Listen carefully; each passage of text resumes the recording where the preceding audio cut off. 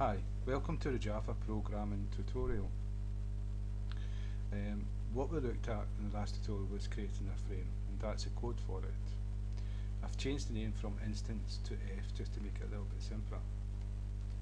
And so what we're going to look at is adding components to this frame. Now, a frame is a container. What you have is containers and components. Now, a component gets added to containers. Containers don't get added to components, at least I don't think. It doesn't make sense if it does.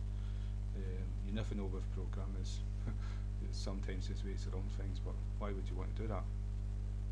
Right, so, but a frame is a window. It's a different kind of container than other containers. And the reason for that, if we look at Eclipse, this here is a window, that's a frame. It holds all these things inside here. Now, each one of these in the toolbar is a component, a separate component. Now, each one of these is a component, but each one, these components are all stored in different containers. So, a frame is a container that holds other containers. So you can have more than one container inside the frame, and each one will be positioned differently. And if you look at that, the program that's in screen, it looks good to me anyway.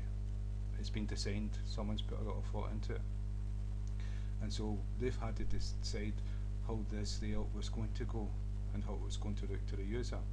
And would it be easy to use? No, that you could design something that makes it more difficult than it should be to use a program. Well, this is quite easy and straightforward. Well, a lot of design went into it.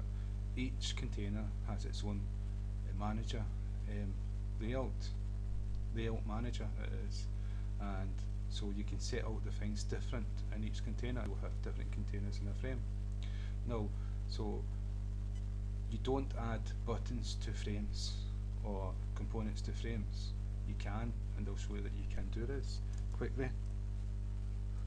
JB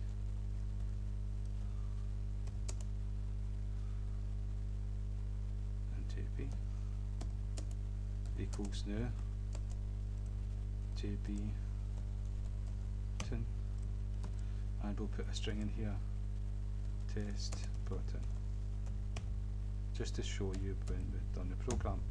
And so we've created a frame and we've created a separate class instance of button. Now we need to add button to frame, and so what we do is we do the name of the frame is f.add, and we pass it the instance of the component we want to add, and that is JB. Now we've added a button to the frame.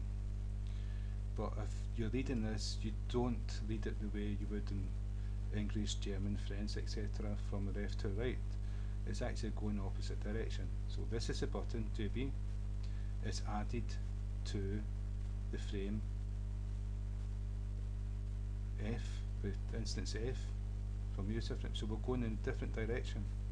And so we've added a button to it. So if I save and run a program, okay, presto, we've got a button added to the frame.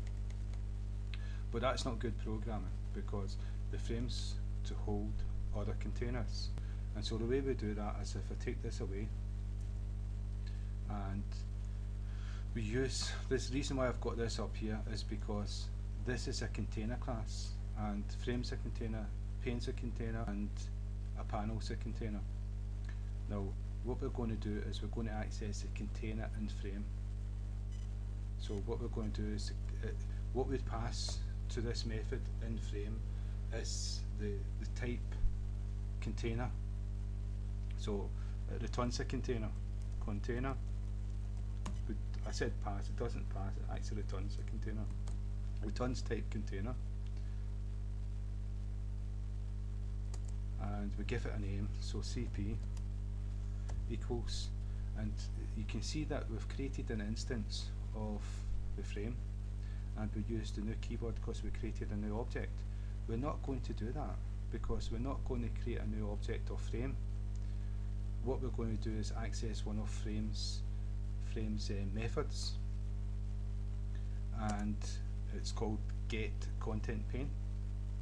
So we use the f, which we use to access the object we created, dot getContentPane is there for us, and now we can just semicolon. That's us assigned. We've accessed f.getContentPane and we've called it cp. It's not an instance. This is just so that we can access the content pane, which is the container in frame. I don't know if that makes sense or not, but stick with me and you'll see what happens. So cp, instead of f, we're doing cp.add, and then we can add buttons or containers to it, and we can add other frames if we wanted to. So what we're going to do is create a JLabel.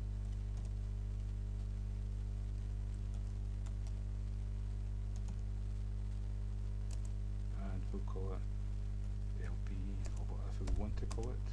It's a new object, so, and now it's JLabel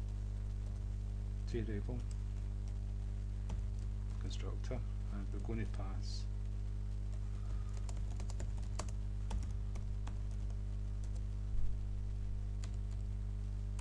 and semicolon. So that's us created a label, and we're going to create a button. We're going to go into these in more detail because there's lots of methods attached to these, and so, well, first I'll just add. So now we do cp.add, and we'll add the label. And now if we run the save and run the program, now we've added the label to the frame.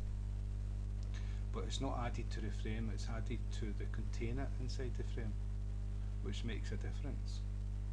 Now there's many different ways of doing this. We could have created a frame and added them to the frame. But this is, I just want to show you so that you can see this in a textbook, and if you've not seen it before and you're new to programming, it can make the difference between you understanding something and not understanding something, or it can make the difference between that you want to continue with the program or maybe giving up in the programming language, because every time you look at a different textbook it does it a different way. It's not good that way. There's many different ways of doing the same thing, which actually is a good thing, but it's bad if you want to learn something and grasp the programming language. No, it's like you just learn something and then you see it and it's a totally different way of doing it. It can actually put you off. I think so anyway. So that's us added a label to the frame using the content frame, but we can actually add frames to it. And so you may say to yourself, why would we want to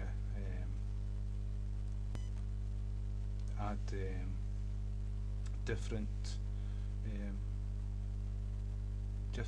containers to a frame?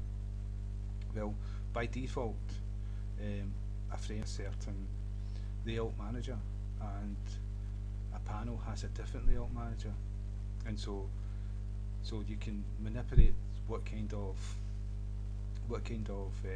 container you're using, but also that you can have different containers in a frame, and each one can have a different layout manager, and so you end up with maybe a better application.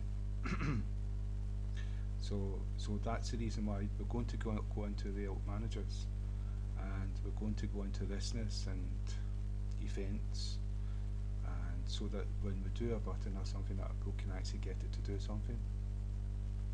And so that's that's for this tutorial, and again thank you for your time and thank you for listening.